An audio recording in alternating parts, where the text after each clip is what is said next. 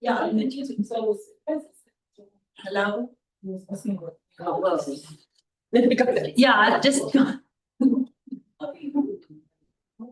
When did the second time? When? On Tuesday. Really? Was I not here? I don't know. Hi, Fede. The Yes. sound on. Can you hear me? Yes. Okay, perfect. Okay, great. No, no, I'm just gonna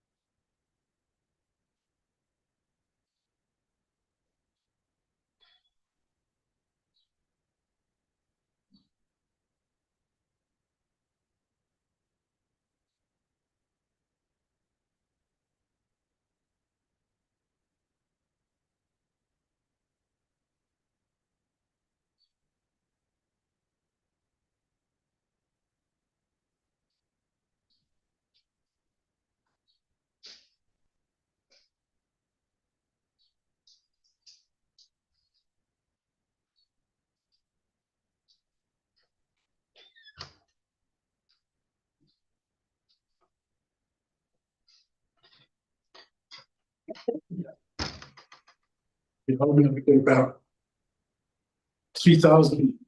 I know. If you haven't got a password manager. Well, even if you have, you need to remember how to get into that. Yes, that's right. So they may have more than one. Yeah.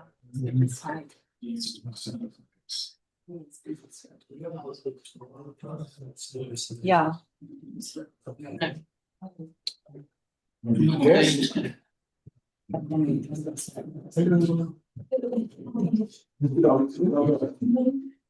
Incorrect.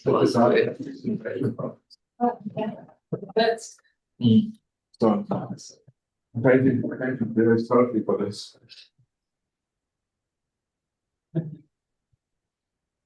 How's life going? Last action.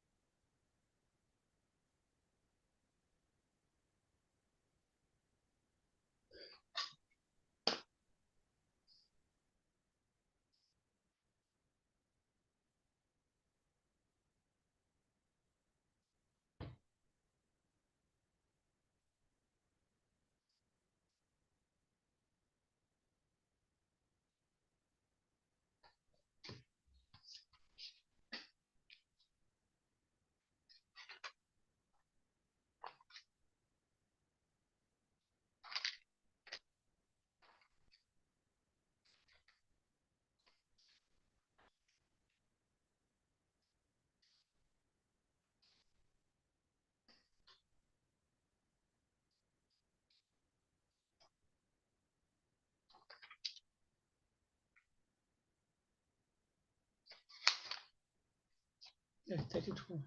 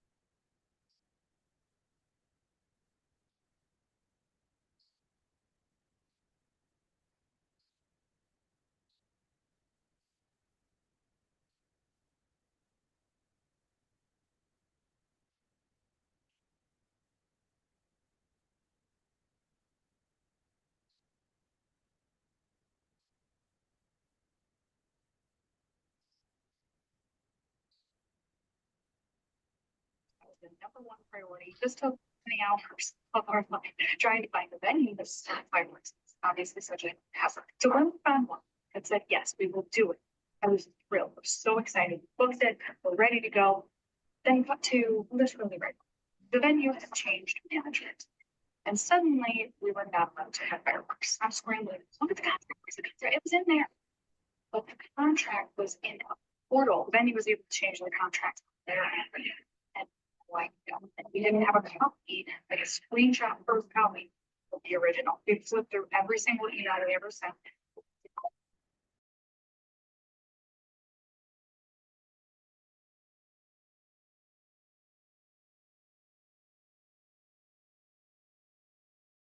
Myself, and I think we can start with let's close this one.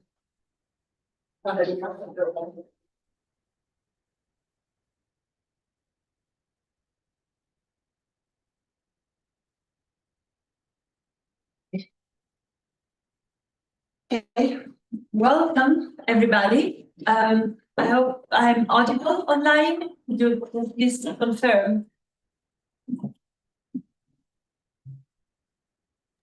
Yes, you are.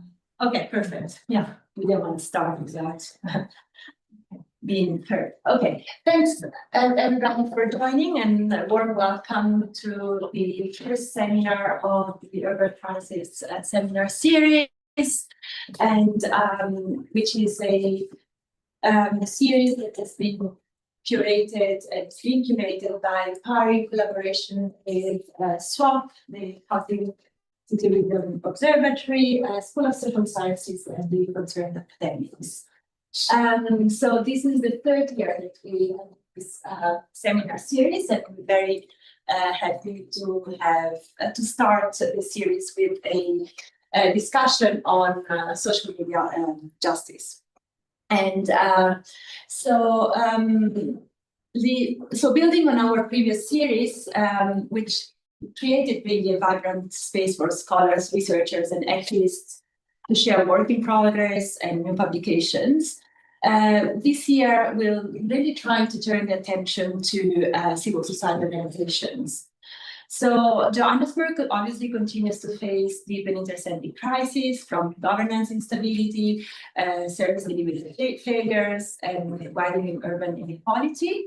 And we really want this year to engage much more with civil society organizations and see what is the work that is being done, how does that shape somewhat the relationship with local government, what are the demands, and how do we make the demands. And I guess this is important, the first seminar, because we're really trying to see how do we communicate for social justice. And so in this first seminar, we have Rebecca Pointer. So we are curating the calendar for the event before we move to this particular seminar. So please watch this space because shortly we'll obviously advertise the new calendar for the whole year and for the seminars. For today's seminar, we're very happy to have Rebecca Pointer, who is going to be talking about the work research on strategizing for improved social justice communication. Obviously, I'm not going to go into what the presentation will be because Rebecca will have a good half an hour, 40 minutes to guide us through the through her work. But maybe just to introduce who Rebecca is. And as always, we have a respondent, a discussant. And in this case, we have Koketso Moeti, who is also joining us here.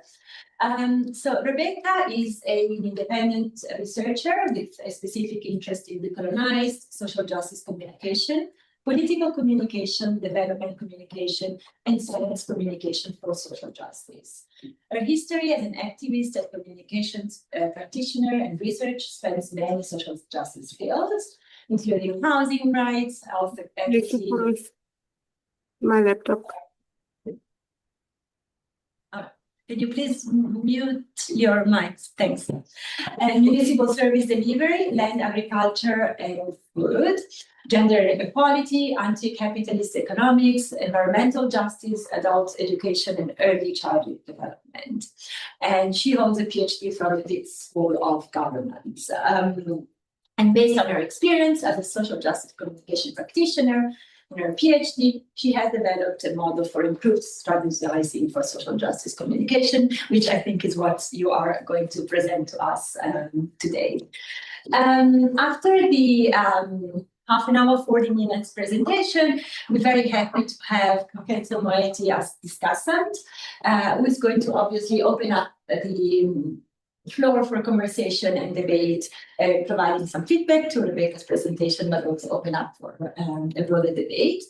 Koketso has a long background in civic activism and has over the years worked at the intersection of governance, communication, and people power.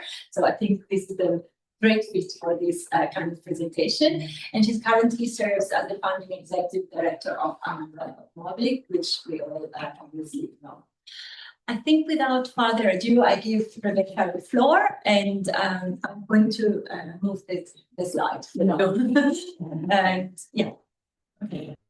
So yeah, as you heard, I've got quite a background in social justice communication, and that involves both activism in an anti-fiction campaign when that was still going, and then working for lots of different NGOs, different all kinds of issues. And in all of those roles, I've been the communications person. So I haven't been the specialist on what the issue was, but for proper social justice communication, you obviously need to understand the issues. And unfortunately, what I find in the social justice space, especially NGOs, is that higher communications people who possibly have a journalism qualification or a public relations qualification, but they don't understand the politics. And I think that that is a big problem. So if you all look at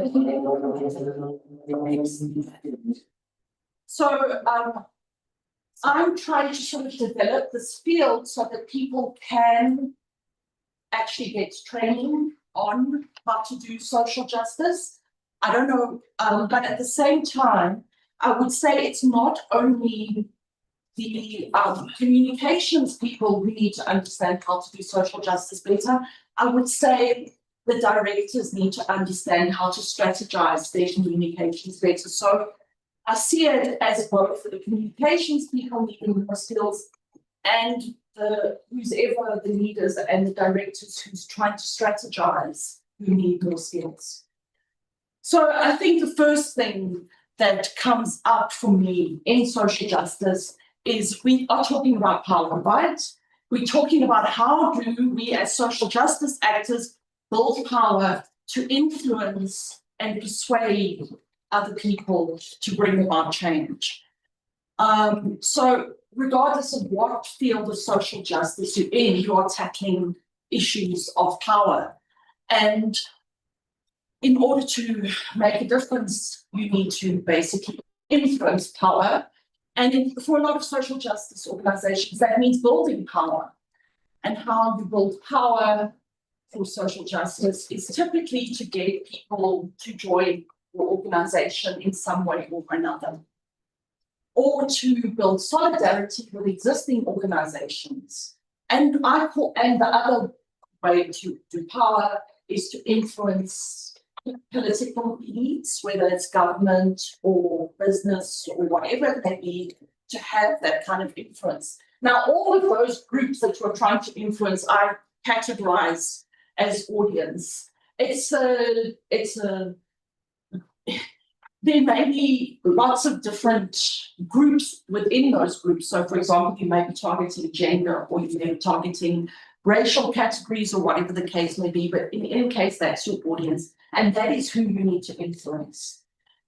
Unfortunately, in South Africa, there is hardly any academic work done on audience research, which means we have no clue what our audiences think or feel, and therefore we cannot know how to influence them because we don't know what it is exactly that influences them.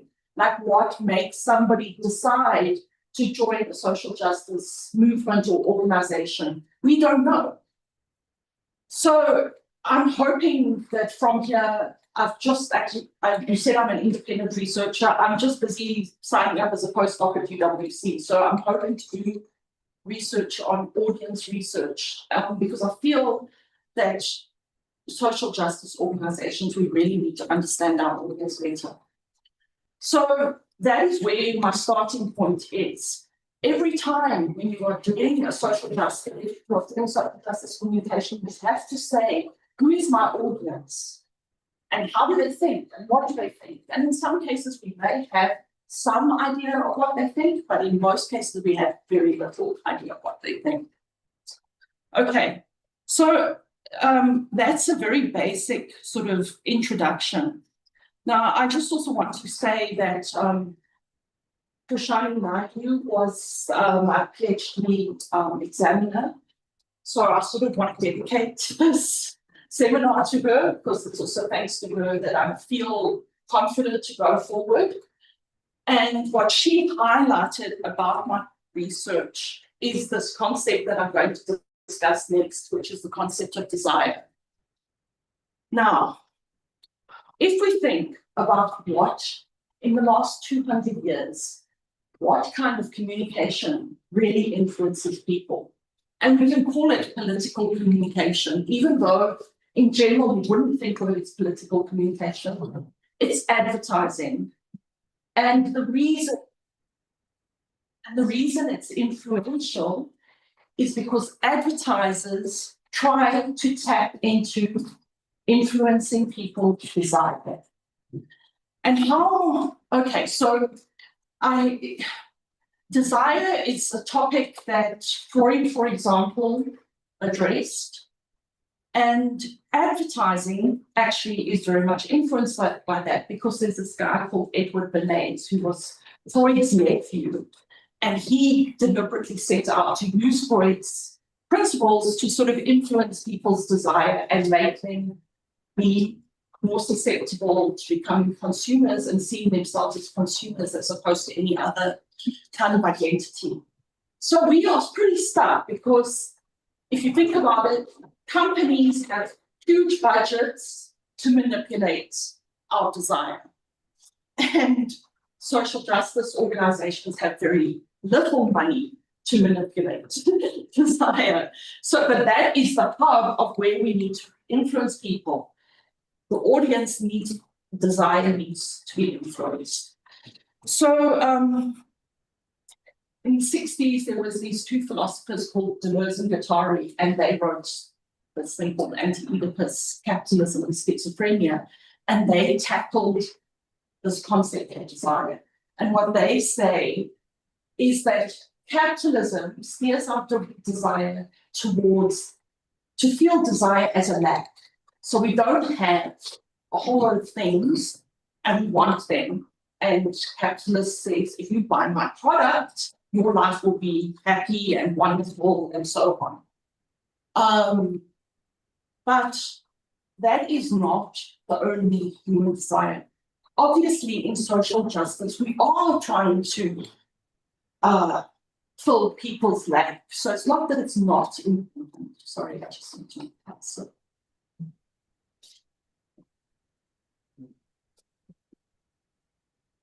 We do have to acknowledge that there's a lack. There's a lack of housing, water, healthcare, whatever the case may be. But there's this other thing of human desire, and it's conceptualized in two ways. The one thing is about making connections with others. Humans have this desire for belonging, and they have this desire for connection. So when we are trying to build solidarity, what we're trying to actually trigger is the audience desire for connection. So that people want to work together. People want to be part of something. They want to belong. So that is the one aspect that Deleuze and Guattari highlight. The other aspect is that even though capitalism makes us feel like all we want is a long holiday, people actually have a natural desire to be productive. We don't actually like sitting around being bored. I saw someone this morning saying that we just mammals in the field, we should just be grazing and so on. And I don't agree that that's quite not humans are. Humans want to do something, we've got these minds, we want to apply it for something. So capitalism has also managed to convince us that our only access to productivity is through jobs, right? So social justice has to show us ways of being productive that is not about jobs and capitalism. And for that, we need to basically ignite people's creativity. There are a lot of people sort of sitting in the townships with nothing to do. And it is difficult to say, well, how do you ignite the creativity when they don't have capital to, say, buy the materials? But there's things that can be done, and there are things that they can access in order to basically do creative stuff. You don't have, if you don't have a job, it doesn't mean you have to do nothing. It means you've got creative potential. And we need to deploy that. Okay, so just to move on from desire for a little bit, we'll come back to it when I get to the to aesthetics. Framing. Framing is a sort of concept around social justice that I think a lot of social justice organizations actually give a lot of consideration to framing. That is where a lot of social justice organizations are putting their attention. And obviously you need to put attention there because your framing is the language that you use to explain your ideas to people. So you obviously have to be careful what kind of language you use. And you also have to be aware that you are entering a terrain where the language being used is convincing people that they should focus on consumption and therefore they need a job in order to consume. So there is a contest of meaning happening and as social justice organizations, you have to sort of step into that sort of framing context. And I think the reason I chose to do my PhD is because I've been working in social justice organizations and feeling that we have all the information we need of how to build a just society, and that we are sharing those ideas of how to build a just society. But we tend to put them in very boring kind of documents that people don't read. And I was working, when I first worked in NGOs, I started in the 90s, so there was no social media back then. So we were doing like reports and books and maybe newsletters, you know, and I was feeling like I'm producing all this work and nobody's reading what I'm doing. So that's where my frustration kind of started. So the thing is that, yes, you do have to figure out a good frame to communicate with. But if you stop there, it's not enough. That is not enough to trigger people's desire, because it's not sparking that creativity and it's not sparking that desire for connection.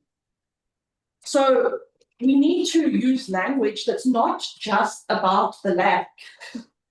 We need to use language that's about this kind of society that we're trying to build, where people feel belonging and connectedness. And when we frame it as only the lack, I'm sure all of you have been asked, well, what do you expect us to do about it? You know, and what we need to do about it is to show people the kind of world that we are trying to build.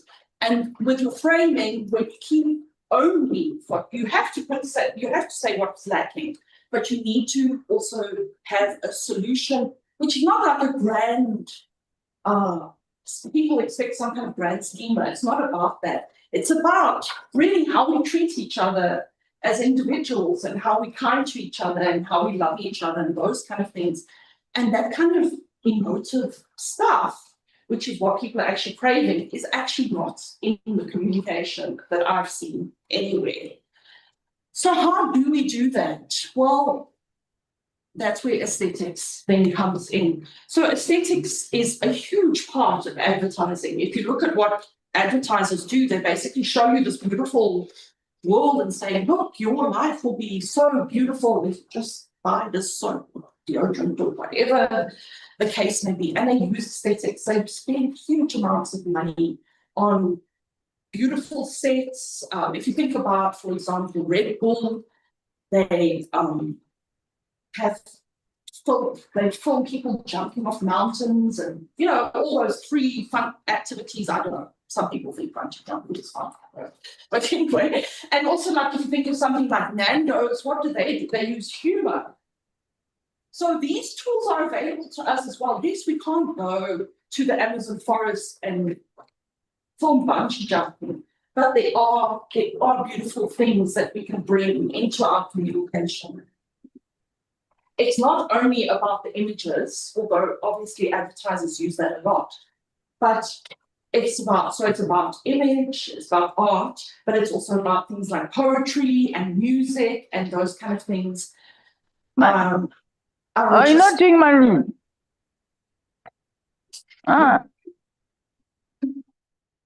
So, for example, when I was in the anti-eviction campaign, I wrote a poem because there was this cop who threatened to take out one member of the anti-eviction campaign one by one. How many minutes do I have?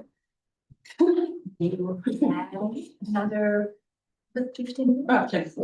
So I just got irritated with this cop and I wrote this poem, which will be coming to get you. And the activists in the anti-eviction campaign loved this poem so much that at the next protest, they made these massive cardboard coffins and they printed out lots of this poem. And we marched to the police station and burnt the coffins and they distributed this poem. And the next thing we know, this cop that swore to take us out one by one is in court using the poem as proof that we are harassing him. And the next thing we hear, he's left Kaich at police station because he's so scared and he's taken to being an alcoholic and has been moved to Fisher police station. So that is the poem. When they like alcoholics. So that is a poem. It's the artistic expression. You can influence people through beauty, through poetry, through music. And that is where we are falling down majorly in social justice communication. We really need to think about how to do it. Now, as I said, we don't have the budgets. So there are, we can talk about it afterwards. There are things that can be done to help you figure out how to get aesthetic stuff cheaply, but we can talk about that afterwards because this is a much more theoretical discussion than a practical one. But yeah, there are practical things that you can do. And then the next thing is the tools, which also a lot of attention does get given to that by social justice organizations. I mean, even the most basic social justice organization, they want a logo and a t-shirt, right? So that is one of the tools that we use. If we all go to a protest and we all wear the same t-shirt, that makes us feel solidarity. So that is using aesthetics of the t-shirts to get the audience to feel solidarity and feel that we're all part of something. But more often these days, people think of social media immediately. And we need to be sort of, yes, social media is important, but don't only rely on that. There are other things that need to happen in order to communicate with people. And also, by the way, the media is both a tool and an audience. It's an audience from the point of view, you're calling the journalist, you're saying, come and listen to us. But it's also a tool because if the media reports on what you're doing, then the message expands. So it's just in case it's a bit weird, why I say media and the audience. So the whole idea is to get this sort of machine working together. And if you leave out these elements, your communication machine doesn't work properly and it doesn't build power. So to finish off, I just also want to say that, you know, building solidarity, from my experience, it's incredibly difficult because people get into conflict with each other and they get into disagreements. So part of your framing and your igniting of desire has to be around sort of conflict resolution, negotiation, those kind of things. What I've experienced in many social justice organizations is that once conflict starts, the leaders try and crush it. But what we actually need, all of us in this, I don't even have these skills myself, I want to get them. We need conflict resolution skills. We need to know how to build consensus, how to get everybody agreeing on a direction. Those kind of skills are very lacking. Those are more sort of internal to the organization. So I haven't really tackled them here because this is more focused on the sort of output.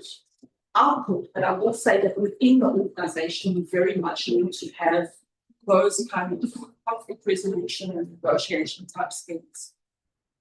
I think I'll leave it there. I don't think there's anything else that I've left out, is there? Oh, there's on aesthetics. There's two ways that aesthetics can be helpful. This is mostly Rancière wrote about this, but also Deleuze and Guattari a little bit. The one is that you use aesthetics to feel like you belong. So if we're all singing the same song, we get a feeling of belonging. If we're all wearing the same t-shirt, we get a feeling of belonging. So we all know that sort of stuff, like even under apartheid, the toy, that was a way of feeling belonging, right? So, but there's another way, and that is to get people to see the world in new ways. That is a much more difficult thing to achieve. But if you think about, for example, when TAC, Treatment Action Campaign, was arguing for medicine, they had those HIV positive t-shirts. They literally changed the way people thought about HIV, because up until then it was a major stigma. So they actually changed the way people see the thing, because people now saying, look at me, I'm HIV positive. Even the people wearing the t-shirts were not necessarily HIV positive, but the fact that anybody was prepared to wear that T-shirt literally changed the dynamic of what was happening around HIV. So that's how we need to think about aesthetics. How do we create belonging and how do we create this vision for something new? Okay, thank you. Thank you. Thank you very much. I think we go straight to you. Thanks for reflection and discussion. So when I saw the work, and I had, of course, been familiar with it through Rebecca for a while, I was really excited, right? So I was excited for a couple of reasons. I think there's a deep understanding on how people are using different tools to organize, to talk about social justice and to promote it in other countries. We actually don't know enough here. And the kind of work that we have dedicated institutions that actually support all those students. So I'm thinking about places like the Frameworks Institute, the Global Narrative Hive, which was an exciting one because suddenly it's gone global. And so this is a valuable contribution, I think, for organizations and people who are thinking about, this space and communication. And I think one of the things that make it particularly valuable is that once a muscle, not just in the world, but in South Africa as well. So a couple of things that immediately come to mind historically are when the world was not completely opposed to apartheid, and the apartheid regime had many allies in the world.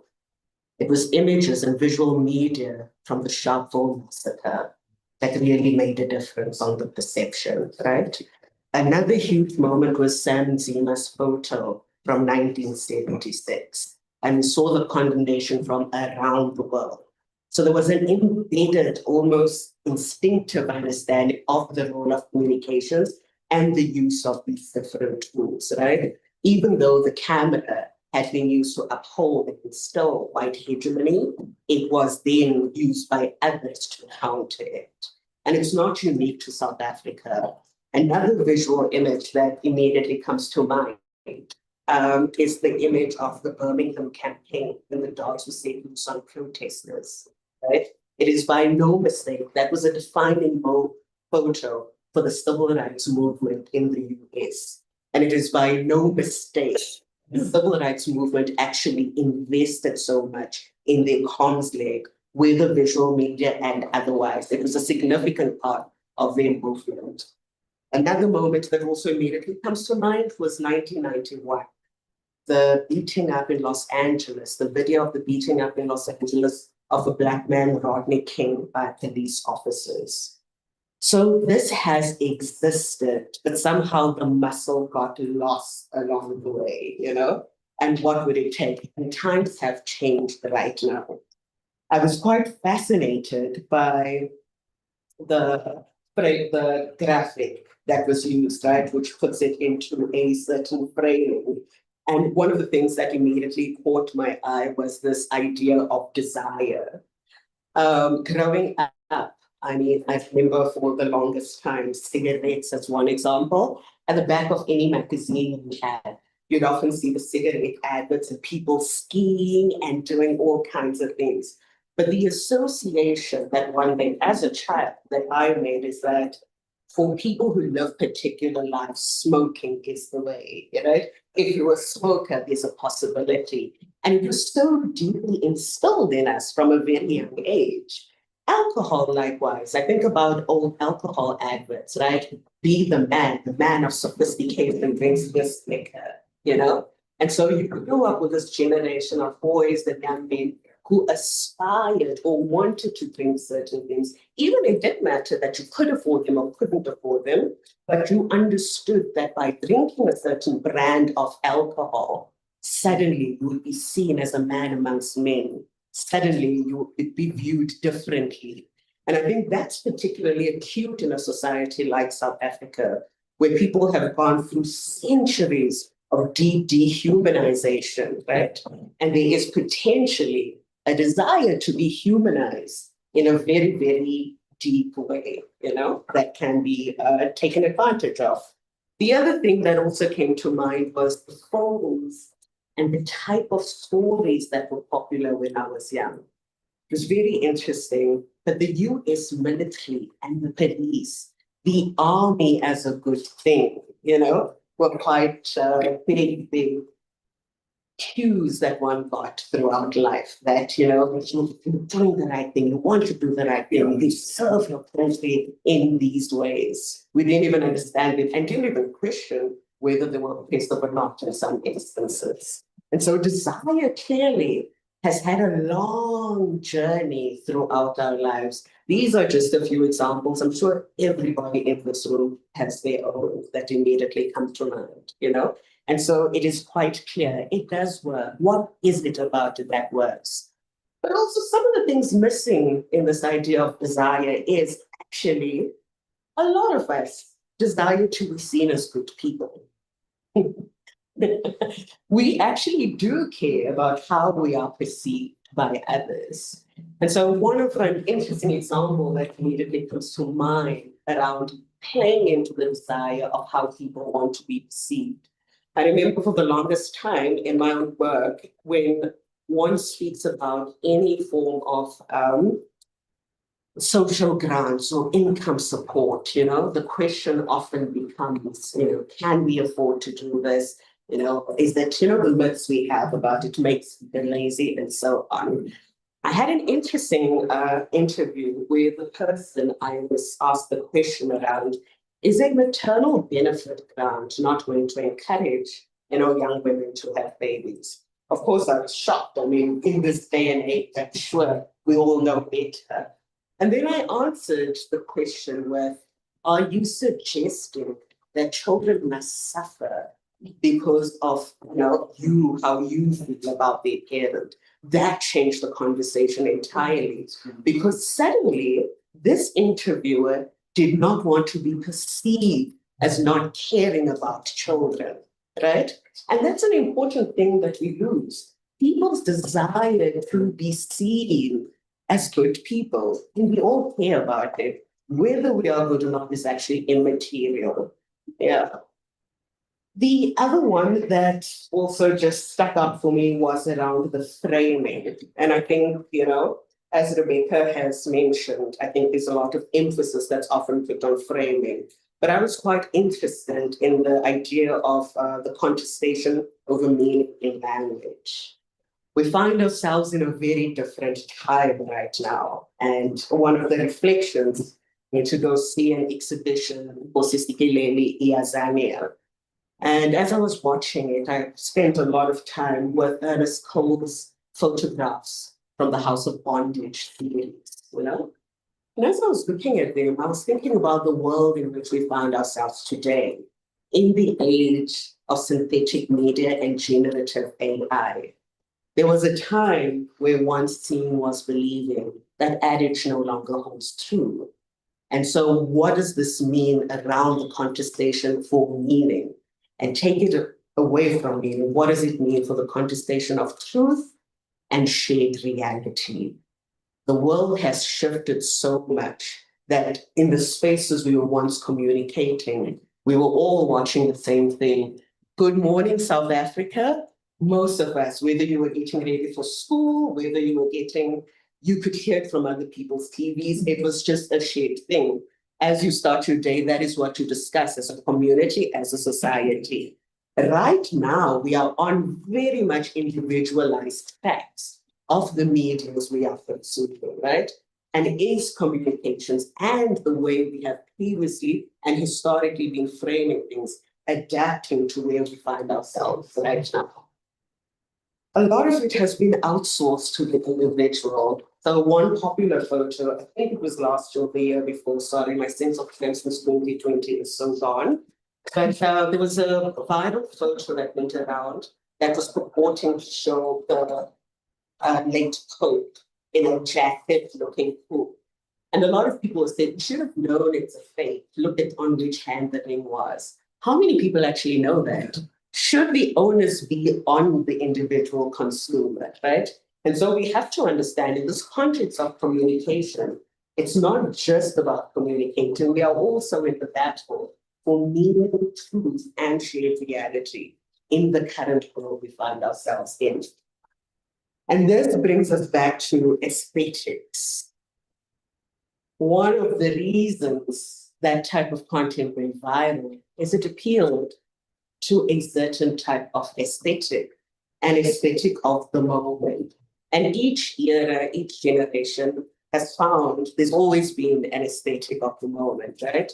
But what we can't ignore is that there are certain aesthetics that are endured, that have endured, or once endured for a very long time. So like the examples I gave you, how people responded to certain visuals of children being hurt. Is that the case today, right? Is that still the case? And so we have to think about the moment we find ourselves and what it means about sensory and affective qualities. How do they apply in this very, very changed time? Tools. I found it very, very interesting around the tools. We often, whenever people think about technology, people do think about current modern technology in the day, the digital world. But each generation has always had an improvement on its existing technologies. And actually, historically, they've been able to use them as tools for social change. It didn't matter that the colonial regime used photos and imagery in that way. It was understood that these tools, visual media, could also become a tool of resistance, right? When printing technology became available in South Africa, for example, it was understood, instead of doing a door-to-door, I could print a poster, send letters, and get people to a place faster. So the use of tools has always existed, it's not new, but it is very new that the tool in and of itself can be seen to transcend the organizing work, actually. When digital technologies came to be, there was this idea, and right, so, about the democratizing impact that they would have. We would all be heard. We could all suddenly, nobody would be silenced. But we did see that existing inequalities were replicated online. Who can be online? Who is online? Who can afford to be online? What tools can be used online? Language barriers and. But as the pandemic showed us when we shut down, we saw traffic online increase across the world, even places and from people who traditionally were thought of as not being able to use the internet, And I think for me, that was quite a sign around how important and crucial a part of the world that it is right now. And in fact, it is by no mistake, as we're watching the political shifts happen geopolitically in South Africa, in all kinds of countries, it is by no mistake that in this era, these tech companies have aligned themselves with certain powers. And what does it mean for the future of the digital world? And what has it done in terms of undoing the democratizing potential that it had? And so for me, that is, these digital technologies are not neutral, right? They are not neutral, and we shouldn't approach them in that way. But in the same way, we have to understand we cannot leave them to these other powers to use as they will, right? Because what they are doing, the increasing repression that we have seen, the changing of laws, in theory, some laws are put in to combat mis and disinformation, but we have seen them abused and used against activists, right? Right now, in this era of synthetic media and generative AI, it does come up, the question does come up, what happens to those who are bearing witness? Because evidence is now under attack. Meaning and truth are under attack in the ways that they are. And so these are all things that should be thought about as the tools. And we don't have to make up new lessons, actually. We have a deep, rich history to draw from. In fact, South Africa was quite ahead of its time. Operation VUCA of the 1980s, right, That was one sophisticated use of encryption technology to bypass the apartheid authorities and get messages out, right? Information out there. So we actually have such a deep, long tradition and some wisdoms that are necessary to tap into. And with that said, I just want to wrap up around the audience as well, you know? Audiences matter, and they matter more than ever. In the past, the example I used was Good Morning South Africa, where you kind of had a sense that almost every household, whether radio or TV, there was this shared thing that was being viewed. Right now, the content we consume and the internets in which we live are giving us very, very different things. There are things that I have probably read on my way here, or news that I watched last night, or many other folks here haven't read, right? And this individualized track, what does it mean about the future of audiences? And so do the characteristics that we used to want to use as guides for what makes an audience, is there a need to rethink them and shift them potentially to adapt to the moment that we find ourselves? And with that said, I will leave it at that, and thank you so much.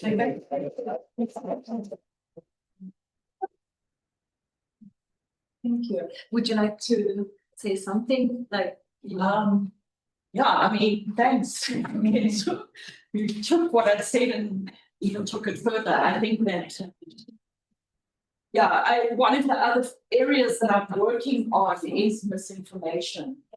And I've seen this quote, I can't think of the exact words, but I saw this quote that I can't remember the exact words, but it's that the use of misinformation is not to necessarily make us believe in misinformation, it's to make us confused about what the truth is. And so Koketso very likely are in a very difficult time in terms of that kind of confusion that is happening, and social justice organizations. It's obviously a huge problem, because if, for example, one of our social justice issues is access to healthcare, and wellness organizations are saying traditional medicine, scientific medicine is suspect, we must rather listen to us wellness people. They are, we are losing social justice with that misinformation, even if it's just that people are confused, even if it's just that people think all they need to do to stay healthy is eat healthy and get exercise. Even though we know, yes, we do have to eat healthy and get exercise, but you can still get sick even if you're eating healthy and exercise, unless you need the doctor. So we know that we still need access to healthcare, even if everybody had a healthy diet, exercise. So that kind of misinformation really does impact on people and their choices. And also the misinformation is being vastly increased through the use of AI. And we see, and it's also being vastly increased through the use of algorithms, because you just had to be on Twitter before Musk took over and after, and it was dramatic. I mean, I left Twitter after that because it was so dramatic, the kind of information that suddenly was being put into you and into your feed. And all of the big social media companies are deliberately manipulating algorithms. And for example, on Instagram, unless you specifically say, yes, I do want to see political content, they actually hide it from you. You actually have to go, you don't say, no, I don't want political content. You actually have to go and say, yes, I do want political content, you know? So there's definitely a manipulation going on. And it's the billionaires that are manipulating us. So it's not that it's easy. So to some extent, that's why, but that's why it's so imperative that we use all of these things. We need to think about desire. We need to think about who our audience is. We need to think about aesthetics. I know that in social justice, there's been a reluctance to consider aesthetics because it's actually very much associated with the Nazis, right? Because that's what the Nazis did. But just because they did it doesn't mean that it has to automatically be a right-wing thing if we deploy aesthetics. So I understand the reluctance to do so, but you cannot influence people without it. I had a professor at one of the places I used to work doing communication say, he doesn't understand what's going on. People should just listen to the facts. And people aren't influenced only by the facts. Emotions are a valid way to make decisions. We need to combine the logic and the emotions in making our decisions. Western philosophy has told us we must just use reason. And that's been damaging to us. We need to, if we want a world, a loving, caring, compassionate world, those are emotional qualities we need to use aesthetics to bring those qualities in. So even though it's tough out there, it really is tough out there. I mean, some of the ways that you can get aesthetics for cheap is if you're an NGO, hold a competition, ask youth to submit whatever photographs, songs, poetry, those kind of things, and you get a whole lot of input, give some prizes out, there's things like that. But also if you're more of a movement, there will be people in that movement that have creative ability. So why don't you encourage them to explore it and make that possible? Because as I said, I wrote a poem. I wasn't even intending to do anything with the poem. I was just angry and I wrote the poem. And it influenced people to the point of the pen being mightier than the sword kind of thing, you know? So people have those talents. Everybody who is facing social justice challenges can paint or draw, write poetry, write music. Those talents are there. Let's embrace them and treat them with the respect that they deserve. Yeah. Okay, we'll have a few questions then, and also just some, but let's maybe go with the thing. So- When you're talking about belonging, do you mean identity really? Because if you think about how advertising works, it often appeals strongly to identity. And you mentioned the ads of the past. If you look at the advertising of the Anton Rupert's Rembrandt, who was still a big South African company, all the ads for cigarettes and liquor were never identified from the products themselves. The brand was never identified as South African. It was always referring to overseas. So it's richly branded, not cross-port branding. It's richly branded. And the cigarettes, Rembrandt from Rijn, Dutch, right? All the advertising was,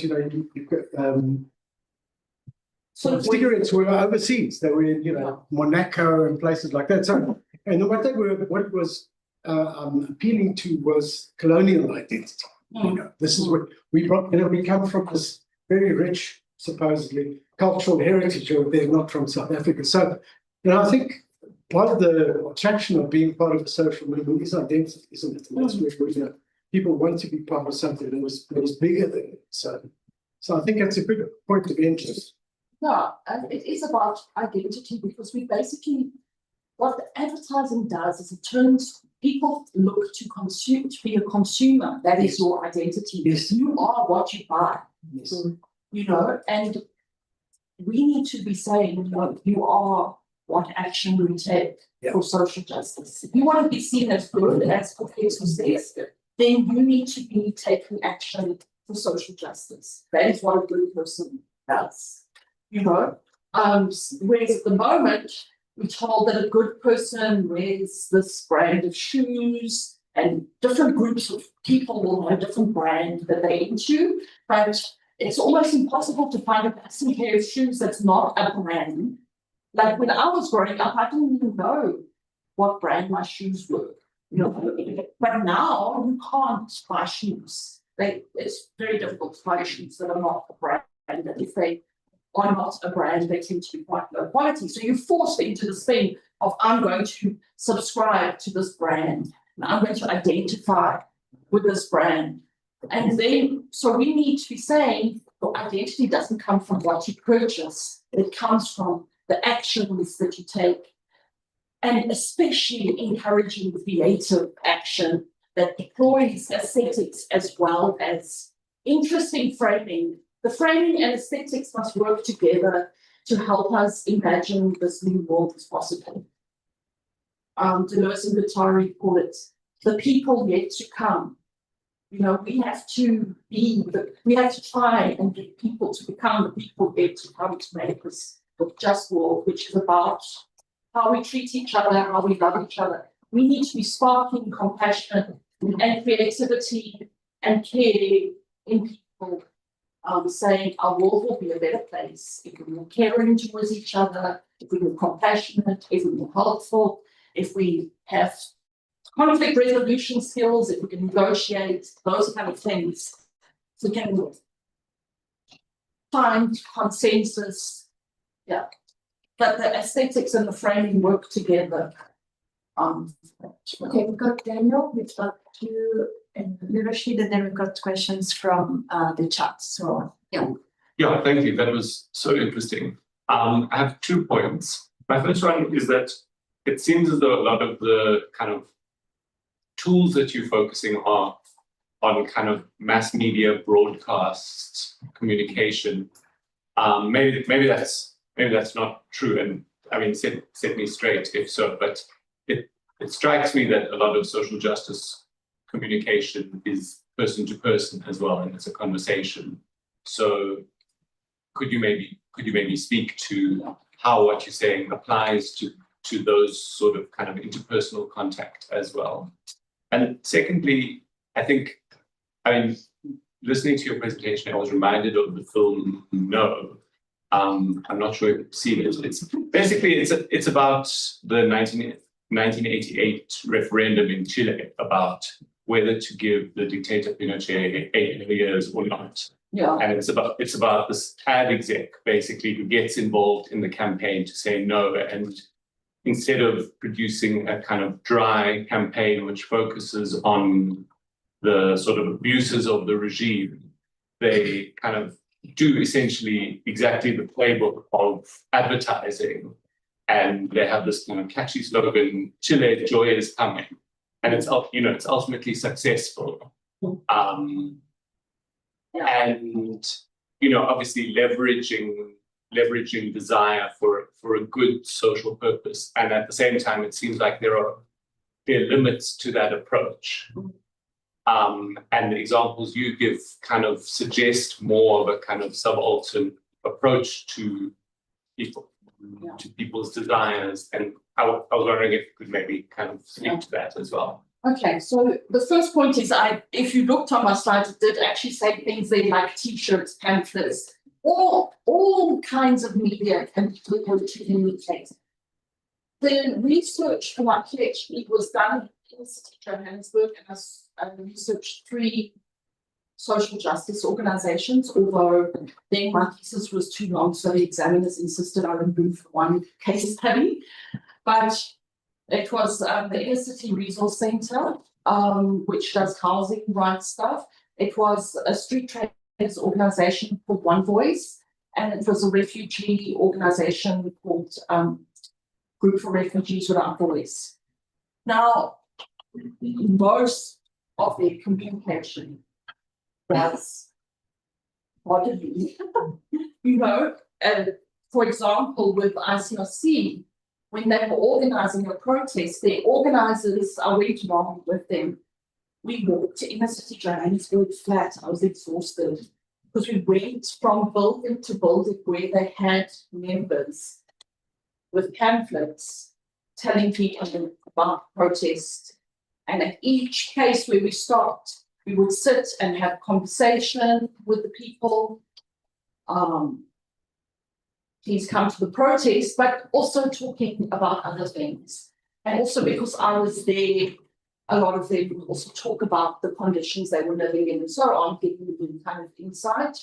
But it was very much about that kind of conversation. And if you think about the toy, that's a bodily communication. So we even need to see our bodies as communication. Yes, we talk about body language, but it's not just body language. It's literally feet on the ground, going around from place to place, getting people involved is a huge part of the communication. But when you do that, ideally, you would have a good framing sorted out. You would have a good aesthetic. So it's no point walking from building to building without wearing the organizational t-shirt, for example. You need people to see that that is part of the belonging is wearing the t-shirt, you know. So I mean, what I would, for example, in my research, one of the organizations, they always wore their t-shirts, and none of the other organizations really did, you know. So that's kind of a missed opportunity. So yes, it's all kinds of media. Unfortunately, the conversation ends up always going towards social media and that kind of thing. And even, I mean, I remember 10 years ago when development communication was given, when development organizations were providing funding for development communication, they tended to focus on ICTs and they provided training for ICTs. And so it often does fall down on sort of ICTs, but and also because we think maybe we can become an influencer and get lots of people to follow us. I mean, that's what you're kind of hoping for if you're a social justice organization and you're on social media, you try to become an influencer, basically, right? So it has potential, but we should not really neglect. Then when you were talking about Pinochet, I didn't know about Pinochet's campaign, but what came to mind for me was Margaret Thatcher. I mean, the way she got in, her slogan was "Labour stop working," because at the time, people were frustrated that a lot of workers kept being on strike, right? So she manipulated the frustration with like railway strikes and postal strikes and stuff like that, and turned that into her slogan. So people wanted things to work and not have people on strike all the time. And her solution to that was neoliberalism, which people lapped it up.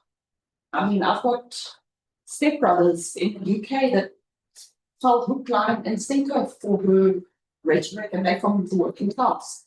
So people believed that companies were going to privatized companies were going to do better and work better for people. And it wasn't true. But that thing of labor's not working was a fantastic slogan that plugged into people's desire for things to be working more smoothly. And she was using labor to mean the laborers on strike, but also the Labour Party. So it was like a double entendre. And she used Saatchi and Saatchi for that campaign, and they are one of the biggest advertising companies in the world. So yes, in terms of desire, there are people out there who is deliberately manipulating desire for their nefarious ends, and we need to give a lot of attention to desire. We are really. Is there anyone in this room that had thought about desire before I came in here? No. Yeah, so that's the problem. That's why our social justice communication is not strong enough, because we're not thinking about desire. We're not. As in case you even add on to my thing, there's also the desire to be seen as good. There's the desire to belong. There's the desire to create. All of those can be used to create a much more just society. So we need to think about how we're going to. And I don't have all the answers, by the way. I just know that these are the tools. And for each organization, the exact approach is not going to be the same. But as I said, I'm going to be doing some audience research because I feel like all social justice organizations do that. I have to try and raise some funds to do the research first, but we'll see. And the other thing as well is that when I did my PhD, the way that I got my information, I ran participatory workshops for those organizations. So I was gathering information from them, but they were also learning more about communication as we did the workshop. So it's a quid pro quo kind of thing. So I have a program of workshops that I can actually go on after. If you're in a social justice organization that wants help with your strategy, please let me know. Maybe we ask 2 questions after. Thank you. I noted you. Thanks. Go for these 2 questions Very together. much. You can respond to them. My feeling is that a lot of what you're talking about when you call it desire, I would call aspiration. I mean, all the advertisements that you referred to are actually aspirational, and I think you put that too. So I don't.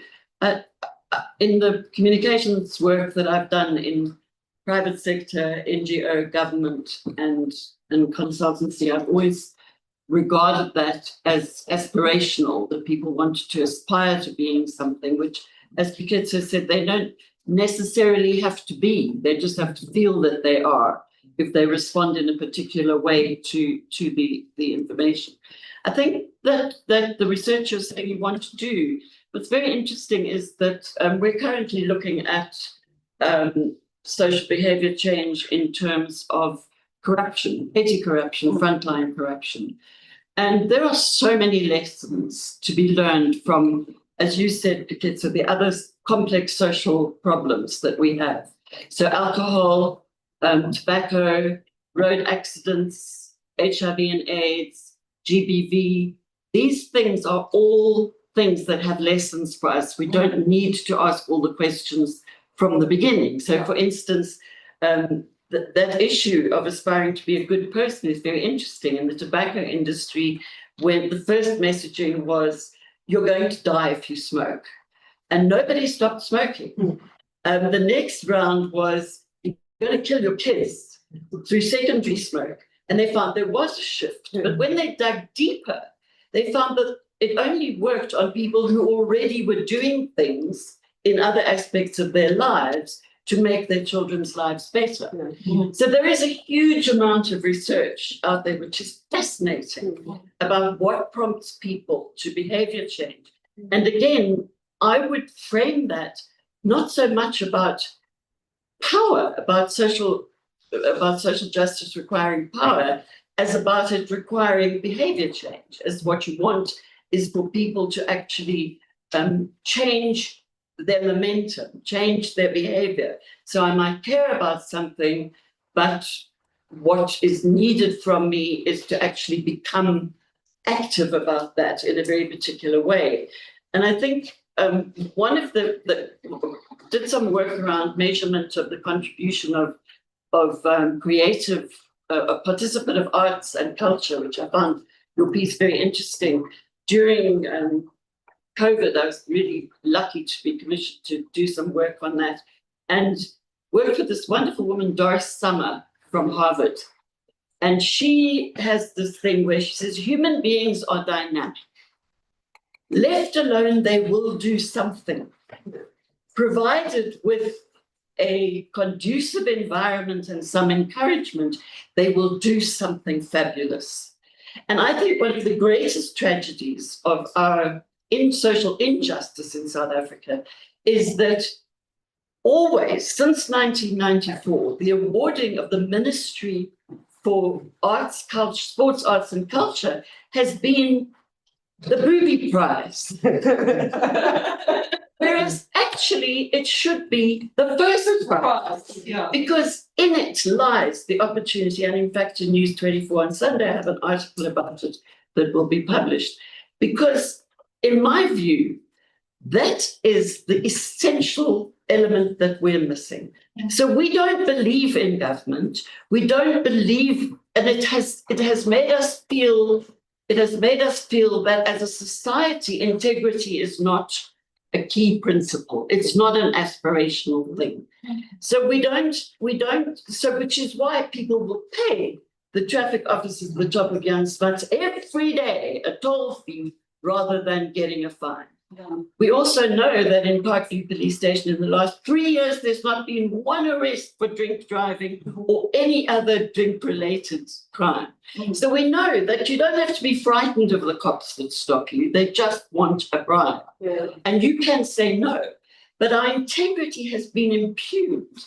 And I think that's happened since state capture, and it is now almost normalized to the extent that it's very difficult for people to join things that are hard, like social justice movements, because our government should be the leader in social justice. And yet you didn't mention them once. I did. And I think that's why, and I worked for the Minister of Safety and Security when he stood on the steps and said, rape, what rape? After begging him to actually do an interview with 60 Seconds, he was then door-stopped and made the most disgusting mess of things. But I think we need to really think about that integrity and what we want to be. So our methodology asks people, what does it look like when it's fixed? And I think what we hear from there is what you both said. Nobody wants a Porsche and champagne lying by the beach. We want to live in a society that works. We want to be useful in our own destiny. We want our children to have better than we had. And we can no longer turn to government. And I'm not talking about just the ANC here. I mean, your point about the teenage pregnancies. I had a conversation with Zilla 20 years ago in which I said, if you don't give teenage girls a good pregnancy so that they give birth and bond with their babies and are good mothers, in 14 years' time, those babies will be the same mothers. And 26 years later, we are suffering the same experience. She didn't care about looking good because in her world, reward and punishment is the answer. So she said we should have billboards. I'm not going to incentivize teenage pregnancy. We should have billboards that actually list the men who don't pay maintenance. But I think that our social justice the lead should be from our politicians, and that is where we are really struggling as a society. Sorry to I think maybe we can put to your question as well. Can I just answer quickly? Well, I'll you- really keep it quick. And I'm not going to please. I'm Yeah, just and then saying you can I'm very bad at remembering this question. Okay, the first thing is it's not aspiration, because aspiration is desire as lack. It is igniting what is already there, which is our sense of belonging and our productivity. It's already there, you don't have to aspire to it. It's just igniting it in the right direction. So as soon as you say aspiration, then we are talking about that again. We do have that you need to housing, water, electricity, all those things, but that's not where it's at.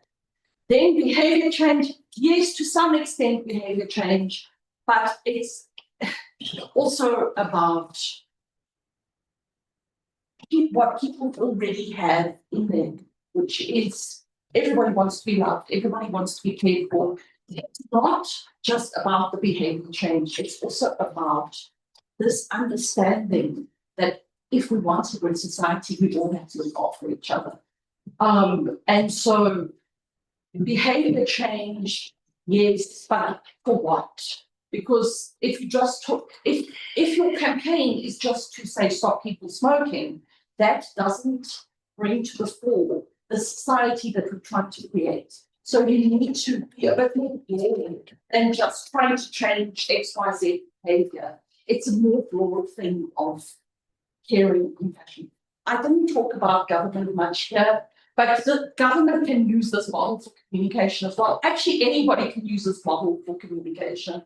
I am hoping to be, as I said, I've been doing misinformation research, so I'm hoping there's a government thing that does stuff on misinformation around vaccines. I'm hoping to present this model to them for their thinking, because the way that they're thinking about, say, vaccine communication is not good enough to convince people, and they need to consider all those elements as well. So it's not that I'm neglecting government, it's just that the focus of this one is social justice organizations.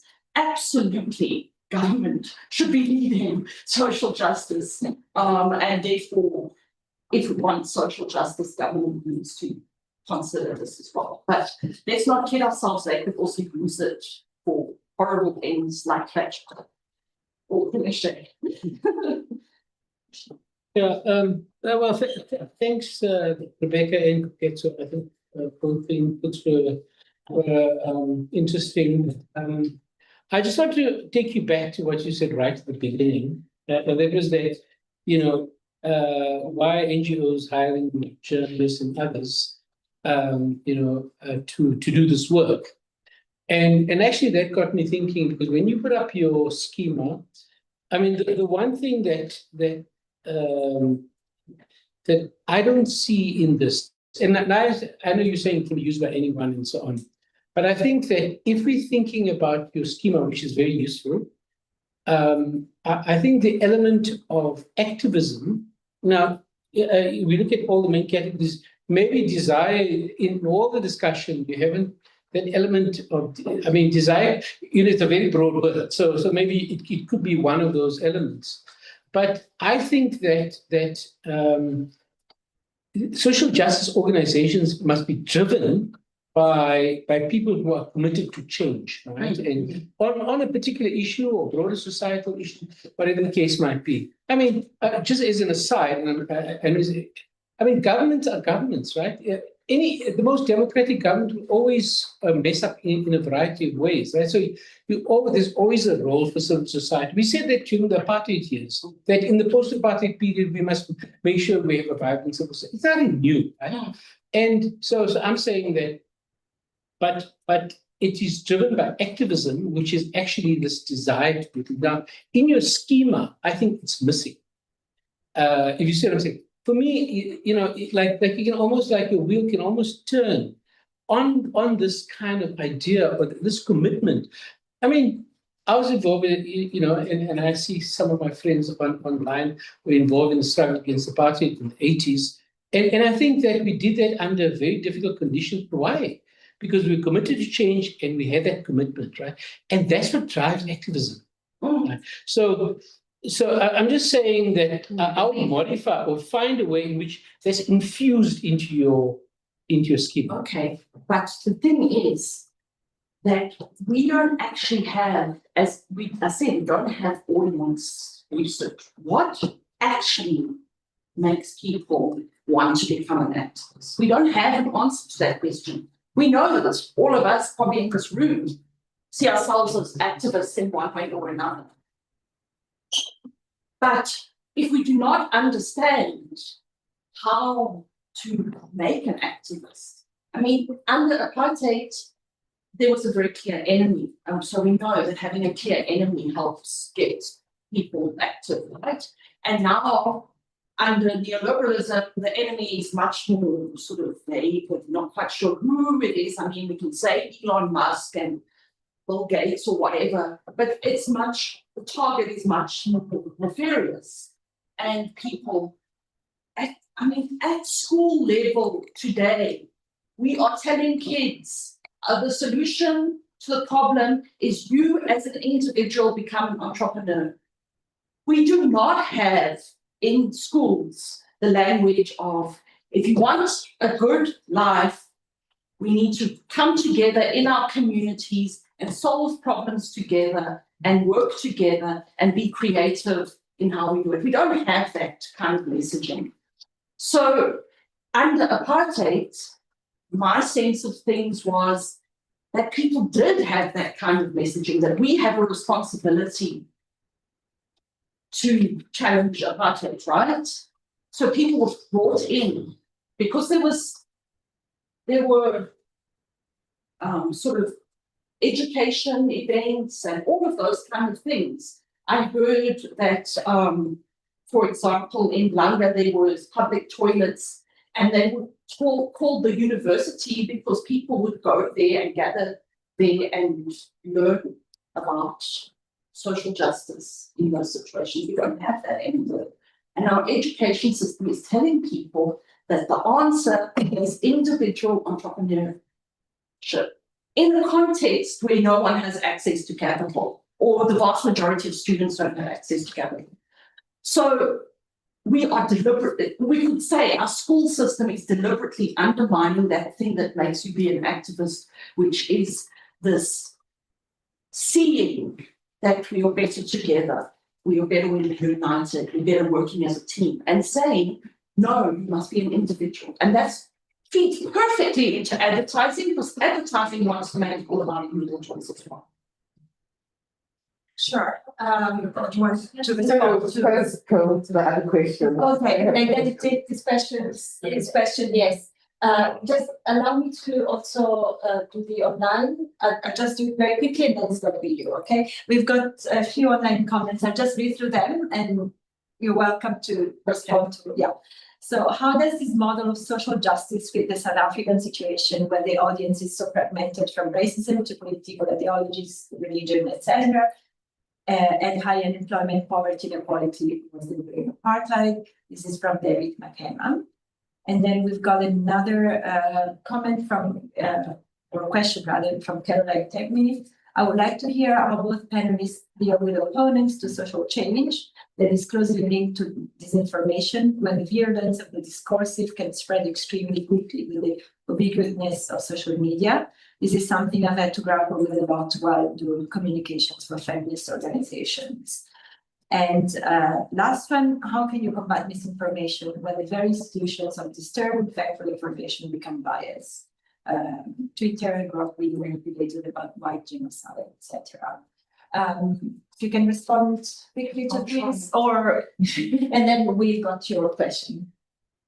The main thrust that I got was around misinformation. You know, I don't have a simple answer for misinformation. But my sense is that if we help people see that we are better together, that we are better when we actually work together, and ignite that desire for belonging and for creativity. Because people feel that the good life is having products, right? And of course, we need some of those products. We all need clothes, and we all want to dress in a way that expresses ourselves. And we all want a nice house, and all of those kind of things require products. So they've managed to convince us that it's the products that are the solution. And until we realize that it's actually our social relations that will fix the world, it's learning how to get on better as people, then they'll still carry on manipulating us. We cannot stop them manipulating us because they've got so much money. So I understand the frustration that we are against a situation in which they have so much money to deceive. And we are trying to put out a message that's helpful. And so we cannot stop the misinformation easily. They've got too much money. But if we do not use the tools that are available by looking at what is the audience desire, what is the aesthetic that will resonate. If you want to talk about when the audience is fragmented, which it is, but there's also things that I know that, like, for example, even though it doesn't resonate with me, a lot of people say resonate with winning the World Cup rugby or whatever. And there are songs that go along with that. And those songs make people feel that they are a good South African because they know the words to those songs. Why, as social justice organizations, do we have? We have the songs from the 80s. If you go on a protest now, it's still the same songs. And we sing them because we're old and they resonate with us from those days. But young people, they want new songs. Where are their songs? Why aren't we engaging with them to bring songs into our social justice communication, for example? That's just one. I mean, there's many different things that can be done. But if we uniting people is not as difficult as you think it is, because people get united by silly things like songs or poetry or wearing a t-shirt. So it's a question of what is it that that song is going to inspire, for example. And songs is just one example. There's also like drama, movies, TV shows, all of those kind of things that we can make. But it has to be, I feel in social justice spaces, it's very much lacking in creativity, and not bringing people who are most needy on board with their creativity. Getting them to feel like their creativity is worth something to bring that on board. It's your turn, finally. Yeah. Thank you so much, Program Director, for inviting me to such a wonderful gathering. And my question to Rebecca, one question.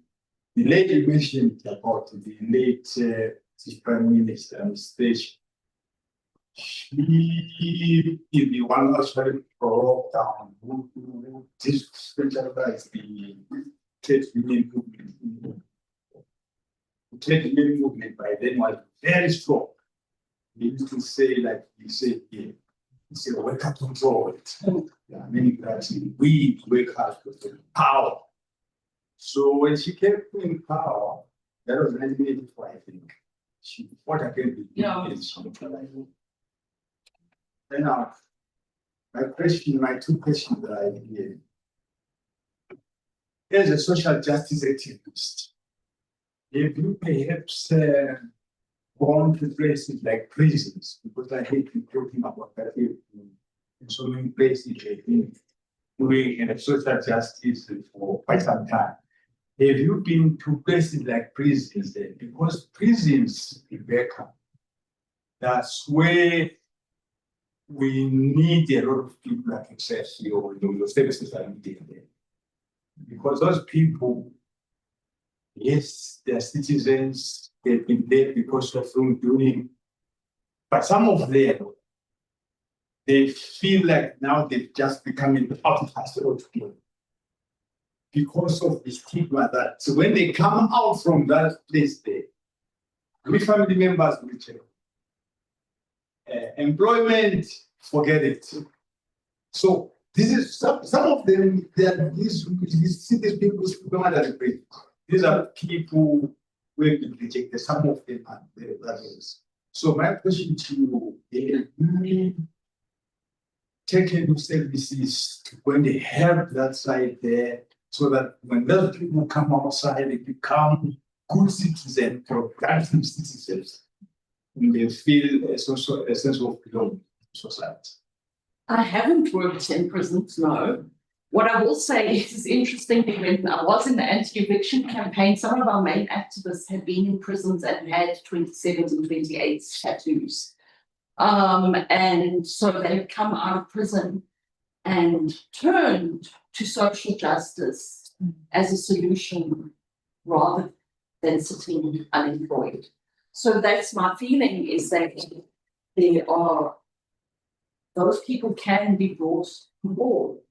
I mean, it can be tricky because if they, for example, have been in jail for gender-based violence, you need to be careful about how you can bring them on board. But this is the thing, there are people who are very, very, very, very oppressed, and gave them an opportunity to express their creativity towards social justice. They will come on board. And we're not doing that. We are a bunch of, I mean, NGOs are a bunch of elites, I'm sorry to say. And I recognize I'm just as much one of them. And that is part of the problem, is because we're a bunch of elites coming up with strategies, but we aren't bringing on board the voices that we need to hear here. We need to hear them singing, making art, making plays. They need to be brought into a space where they say, let's be creative together, and they can do stuff because they have that in them. It's not an aspiration. It is in you to be that. We all want to be that. So it's not a question of necessarily persuading people. It's just creating one of you said creating a space where those people can express their creativity, then you'll get the right framing because they know better than anybody what original is. And you will get the creativity because every single person has creativity to express in some way or other. Some people, it might be making a garden. Some people, it might be building a house. Everyone's creativity is different, but it is though that creativity that we need for society. Can I? I actually wanted to ask something, Mrs. Left. Maybe just something. So I've been thinking a lot. I mean, maybe this balance between, you know, aspiration and desire. I know there are two different things, but it seems, you know, you think of aspiration as still something that comes from a space of lack. And I'm thinking how you would describe. I mean, like many of the initiatives on the ground actually do come from a space of lack, right? I mean, lack of resources, right? You know, it could be electricity, it could be water, it could be anything like that. So, how do you? I mean, do you see as a shift from, you know, thinking of lack to thinking of something else, and that being desire, or you know, initiatives that, you know, could be around, I don't know, say WhatsApp group that is formed because people, a community decides to, you know, wants to lobby local government or the water transfer for having more steady electricity or services. You know, but, you know, it starts from that kind of context. So how would you frame it in? So the thing is, obviously, I said, you know, right at the beginning that all social justice organizations, we are dealing with a lack. But unfortunately, when we communicate, it tends to be only about the lack. And we have to talk about the problems. As I said, I don't believe that sweeping the problems under the carpet is going to solve the problem. But if we only focus on that, we're getting stuck because then everyone's just like, oh, it's so depressing and you know, lots of people these days say they don't watch the news because it's too depressing. That is what we're facing. People don't want to deal with the lack. So the thing is, aspiration doesn't mean a lack. It does because it's something. Aspiration is about something out there that you strive for that you don't have. I'm talking about something that's in you innately. In you innately is a desire for connection. In you innately is creativity. It's there already. It just needs to be ignited. I have just a quick question in relation to what we've been talking about, people's motivation for achieving that change, but also their ability to do so, right? So how does that play in to what you're saying? It's in you. Okay, it might be in you, but how much agency do you have in your environment to be able to carry out this change? That's why I'm saying that if we are working in social justice, we need to create those spaces for that innate stuff to come out. That is what our job actually is if we are working with oppressed people, help them express themselves, help them express themselves creatively. Because also that, if you want to talk about motivation, once you start doing something creative, it builds on itself. Because you see that you actually have abilities. A lot of people aren't doing things because they feel that they're useless. And our society tells them that they're useless. And says, oh, you're only good enough if you got straight A's for matric and got into Harvard and, you know, and then people feel like they aren't good enough. And yet we've all got good enough stuff inside us. So we need to make those spaces. Okay, we've got just another question from before or a comment.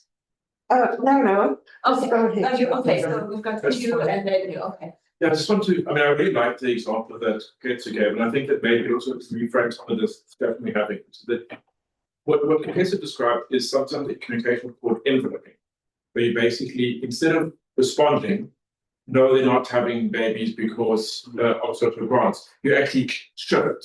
Okay. And why does that work? And how does it relate to what the other discussion we've been having? Which is that effectively things are already actively connecting.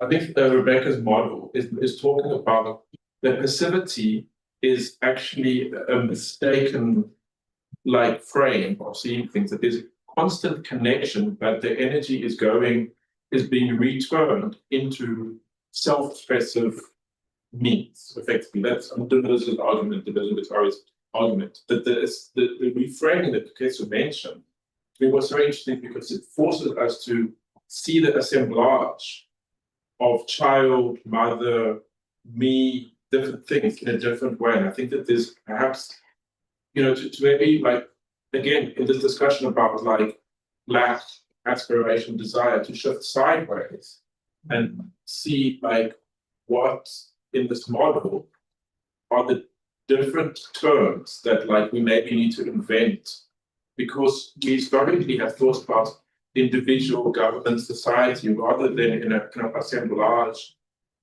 way of thinking. Okay, so just on the issue that we've been discussing, I think for me, I'm a board member of the Abed Kathrada Foundation. Sorry? The Abed Kathrada Foundation. So, I mean, this is the normal thing. I mean, it's a very much in civil society activist type of organization, but it cannot be only at a particular level of the office and the board that actually does something. So the foundation then started like several years ago to set up youth clubs.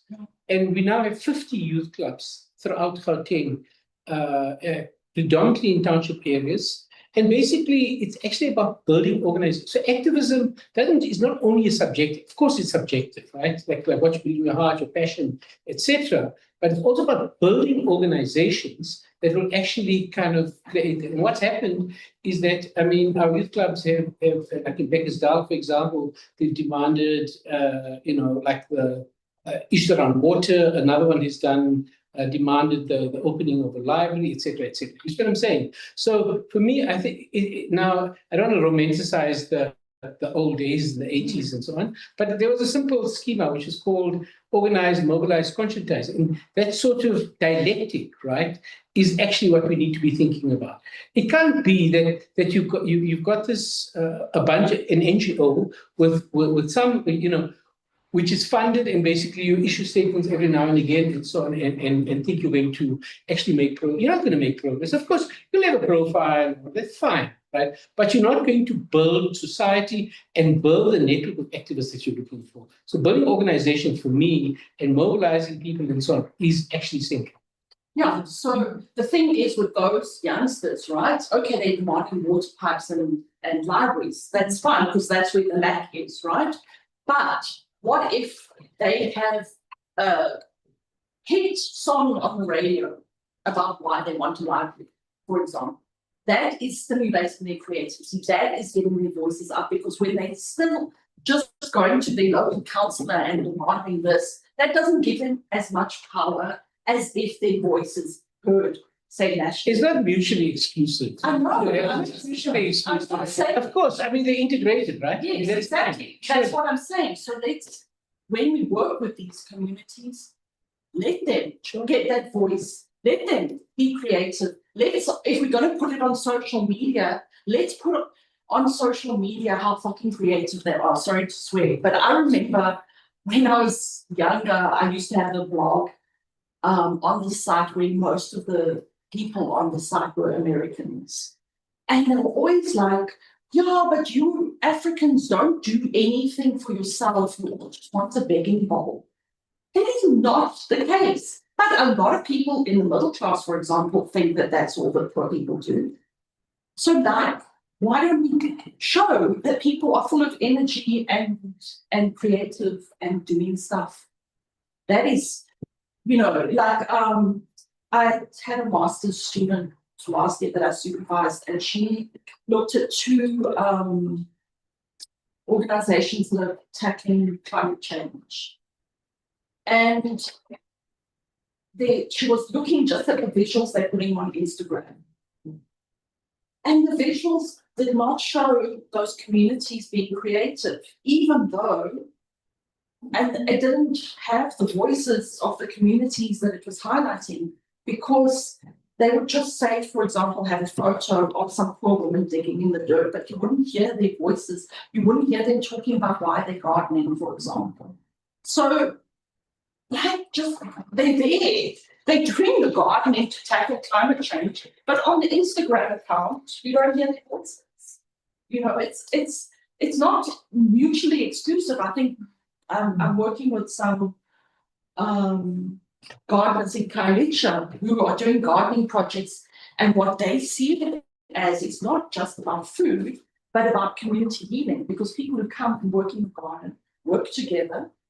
They put on events where they feed everybody, so they have like a communal eating. They all try different recipes, which is an aesthetic of cooking, and they share their recipes. They get musicians to come to their garden and play music at their events where they're serving the free food. It just needs to go that one step further, that we need to all be seeing. Like, you only know about it because I just told you, but like, it needs to be, we need to be seeing that people are doing things, that people are engaged, people are involved. It's not that you should be doing something that different, really, but just to try and get those people to see that. It's like, I should know. You know, I should know there's 50 youth organizations doing this work. And it's by showing them as active and creative people worthy of care that we shift towards social change. Thanks. I think let's just say, did one last comment online, and then Koketso, if you want to say something, and then we can close. Is from Liverpool. How should social justice or reflection deal with the groups? My sense is people lose momentum or desire that the activism doesn't show results. I think what you said, where you basically, if your activism is, I'm going to tell the councillors to give me water, they've heard that for decades. It isn't as effective anymore. There was a time where protests majorly influenced things, and it's not really happening anymore. If you think about it, I mean, I did my master's in 2015, and I did my master's on looking at how the media frames social, what's it? Hey, what's it called? Sorry, service delivery process. Sorry, I'm autistic, so I sometimes get these weird blank spots. Service delivery protests. At that time, it was easy to do a frame analysis of media coverage of service delivery protests because the media covered it, right? Now, the only way you've seen service delivery protests covered is on the traffic reports.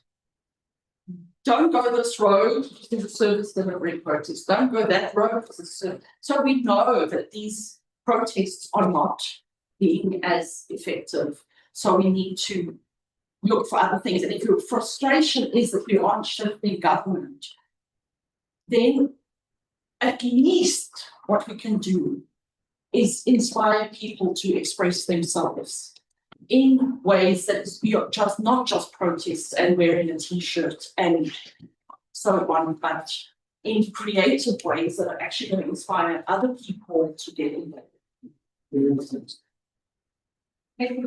So would you like? No, we're closing. So you've got. Please say something. Yeah, please say something. I was just going to say, I found that discussion productive, but yeah, just a couple of things that came up. I was quite interested in your views. I think that if there's anything, public health strategies offer so much knowledge, whether it is around alcohol, tobacco, and even gambling. But we know that there's a winning recipe there, and we've actually seen. I mean, gambling today is using tobacco's playbook, right? Precisely because it is so effective. The other thing about the comments about mis and disinformation and how do you deal with that? I'm not, again, propaganda, mis and disinformation as all these things have existed. You know, what has changed is the scale with which it's spread. You know, I'm not sure in the in the current climate, I'm not sure if it's about responding to, and I don't think it's helpful, it's about responding to everything and fact-checking everything. It's actually about fixing information ecosystems. Actually, some of the biggest spreaders of mis and disinformation are people who are trying to debunk it, but inadvertently spread it further to other people.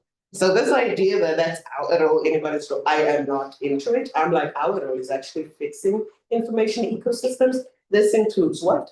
Building trusted media sources, building, media publication. Our media is an independent media across the world is in deep trouble, but in South Africa, it's been in trouble forever. And there are so many things one can say about the quality of journalism and media and what are other trusted sources that we are building? That's a huge investment that needs to be made. And also understanding that in the information ecosystem, kind of the outrage machine and also the incentives. So with responding all the time to these things is making people money. Sometimes it is engagement that is being farmed from folks, The second thing was this is change. I was quite interested in it because I think I agree around the activism, but I was quite interested in activism being framed around organizations in particular, right? When I think activism, I think, it's always a collective, but it doesn't mean an organization per se, right, in my view. And for me, when I think activism, I'm actually thinking about enabling in our society, in a world that's as unequal as ours. The problem is agency becomes constrained. And when I think activism, I'm thinking, how are you enabling the agency of folks, right? So I don't necessarily, so I found that interesting, even to your point around the schools and what the schools are teaching and so on. Yes, it's a really terrible thing that our schools aren't enabling activism in that way. And in fact, in South Africa, education is treated as something you do to get a job, not something that contributes any value to society. Right? Yeah. But the reality is, for a long time, schools haven't been teaching activism, but people created their own schools that did, right? Yes. And that's it. Yeah. So for me, this conversation around activism and this idea that activism is located in organizations. Again, there's so many examples I can draw. People coming together because they were going to go fetch water with the cravers at the tap. And what happened? Those people started engaging. Women started talking about their domestic violence experiences. And what did they do? They started a group of people. When there's a domestic violence incident, this is how they respond. That's activism for me, not organizations or, what I mean, per se, right? And even the assumption, I thought in the conversation, there's a deep inbuilt assumption that people work in organizations because they're activists, and that is not necessarily the case. And I've also known in the politics, people want jobs. People need jobs, and that's okay too, Not saying it's a bad thing, but this idea that belonging to certain things makes you by default an activist. I've lived too long to it. I believe that. Yeah. So anyway, it was just a couple of thoughts about what I found interesting. Yeah. Thanks. I think if there's no other comments, we can close today's seminar. And thanks to everybody. I think it was really interesting to start the series for this year, where we're going to be really focusing on experiences of civil society organizations and strategies that they adopt to advance their claims with your presentation, which really opened perhaps an additional sphere to the question of claims and everything. And I think we'll keep it in mind as we discuss and see how experiences of civil society organizations in the Johannesburg. And also, I guess look at desire against sort of like structure. What is the power of desire against structure and things that really want change. And so I think that would be interesting. So thank you very much. Thanks, Koketso, for your comments, and thanks to everybody for attending. And please watch this video. There's next outside, so please help yourself. This is next. Yeah. It's just so many angles of the ground. How many angles? No. Unbelievable.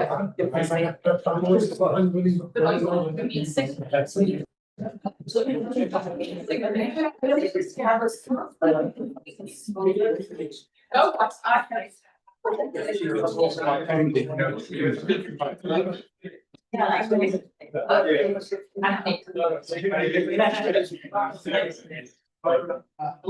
Hopefully,